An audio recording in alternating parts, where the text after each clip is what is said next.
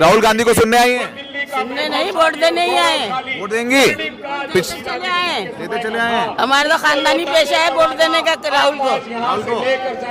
राहुल में क्या अच्छा लगता है? राहुल जैसे कोई बन के तो दिखा दे भाई। क्या किया राहुल गांधी ने, बताइए। राहुल गांधी ने जितना अपना नुकसान कर लिया ना पूरे खानदान का, वैसे किसी ने आज तक नहीं करा होगा। कोई एक आध गिनवा दो हमें, हमारे बीच में कोई एक आध गिनवाओ, कोई है आज तक? तो राम राम मेरे प्यारे भाइयों की हालचाल में जामा, एक बार फिर से सबका स्वागत है अपने चैनल सेफ्रॉन पैट्रियट में। और मैं आपका भाई दुर्गेश लेकर आ चुका हूँ एक और नई वीडियो। हाँ भाई, किससे लड़ाई हो गई? भाई वो बुलेरो दिख रही है जिसपे यूपी पुलिस लिखा है। तू नहीं भागा, तू ही मेरा दोस्त।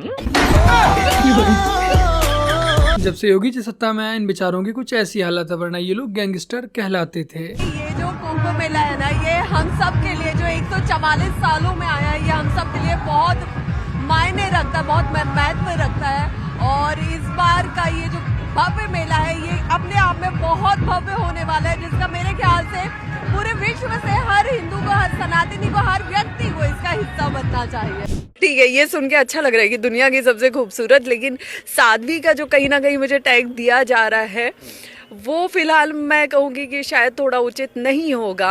हमारे देश की मीडिया के दिमाग में इतनी ठड़क भरी हुई है कि इंस्टाग्राम पर नाचने वाली लड़की जब कुंभ में आती है गेरुए कपड़े पहनकर, तब हेडलाइन कुछ ऐसी लिखते हैं कि महाकुंभ की सबसे सुंदर साध्वी। अब आप ही बताएं कि इसका क्या मतलब हुआ। और भारत समाचार वालों ने सोचा चलिए हम लोग इनसे एक और कदम आगे चलते हैं, उन्होंने दुनिया की ही सबसे सुंदर बता दिया। बाकी का ये जो इंस्टाग्राम पर डांस करने वाली इन्फ्लुएंसर है, इनकी असल हकीकत कुछ ऐसी है।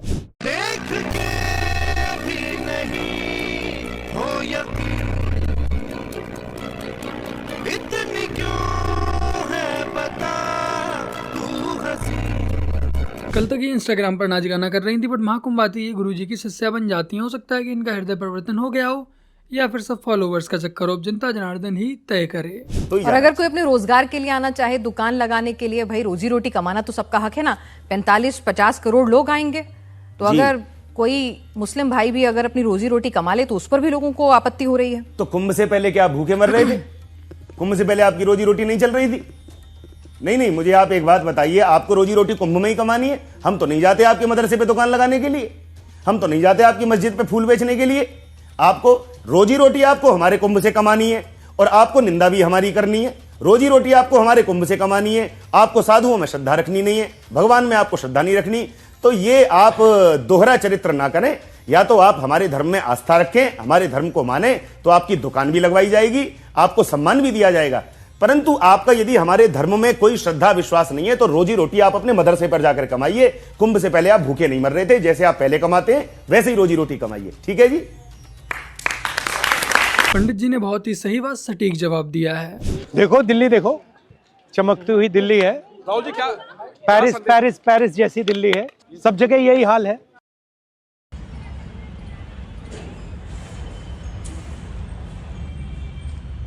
अब इन्होंने इतना टेम्परेरी, और इसके लिए मैंने भी एलजी से टाइम मांगा है इनकी कंप्लेंट करने के लिए कि जो ये करप्शन हुई है इसके अंदर, 6 महीने के अंदर ही कैसे ढह गया नाला पूरा।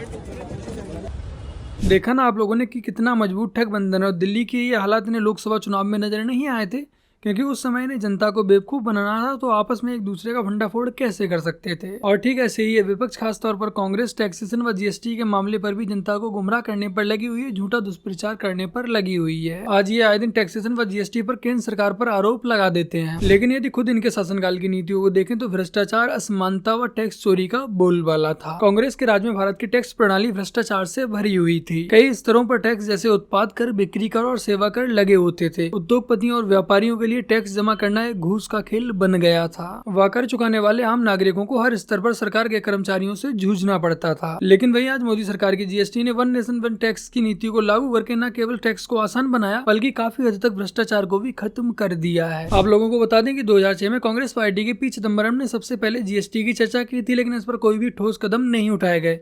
लेकिन जब बीजेपी ने कांग्रेस के सपने को पूरा कर दिया, तब आज पूरे विपक्ष के साथ साथ कांग्रेस को भी इस जीएसटी से समस्या होने लगी है। मोदी सरकार के सत्ता में आने के बाद मोदी सरकार ने सभी राज्यों के सहयोग से जीएसटी को लागू किया और इसे दुनिया के सबसे बड़े कर सुधारों में से एक बना दिया। आज कांग्रेस शासित राज्य भी जीएसटी के फायदे पर निर्भर है, लेकिन जीएसटी के नाम पर ये जनता को गुमराह करने पर लगे रहते हैं। लेकिन जब कांग्रेस शासन में थी तब कांग्रेस सरकार की नीतियां गरीबों पर बोझ डालती रही व अमीरों को इनकी नीतियां हमेशा फायदा पहुंचाती रही एवं गरीबी हटाने का दावा करने वाली कांग्रेस पार्टी ने कृषि उपकरणों व खाद्य सामग्रियों पर भी टैक्स लगाने की नीतियां अपनाई थी। लेकिन आज मोदी सरकार ने कृषि उत्पाद, दवाइयों और आवश्यक वस्तुओं को शून्य करके दायरे में रखा है। जो कांग्रेस गरीबों की पार्टी होने का दावा करती थी वो गरीबों से बोझ तो नहीं हटा पाई, लेकिन उन्होंने उल्टा गरीबों पर बोझ और डाल दिया।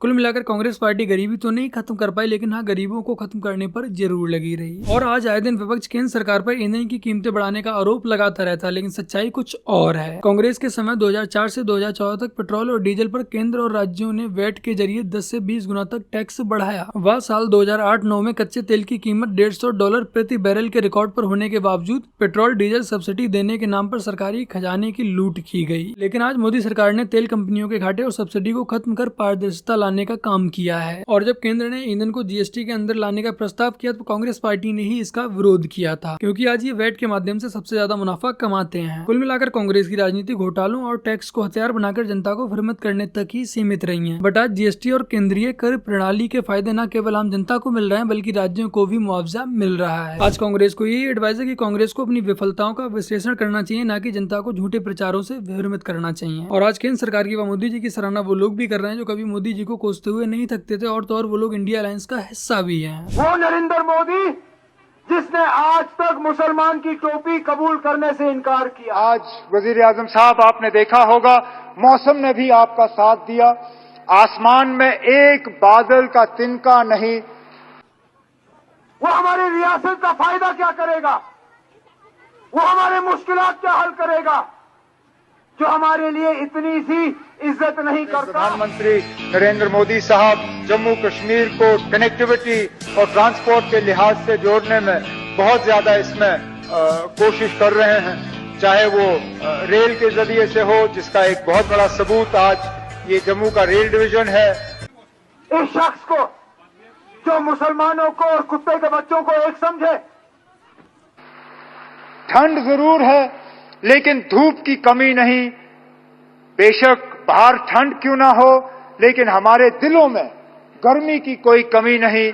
हम उम्मीद करते हैं कि इसी तरह, क्योंकि जम्मू कश्मीर के साथ आपका बहुत पुराना वास्ता रहा है, आप अक्सर बेशतर हमें याद दिलाते हैं कि कितनी बार आप जम्मू कश्मीर आए हैं।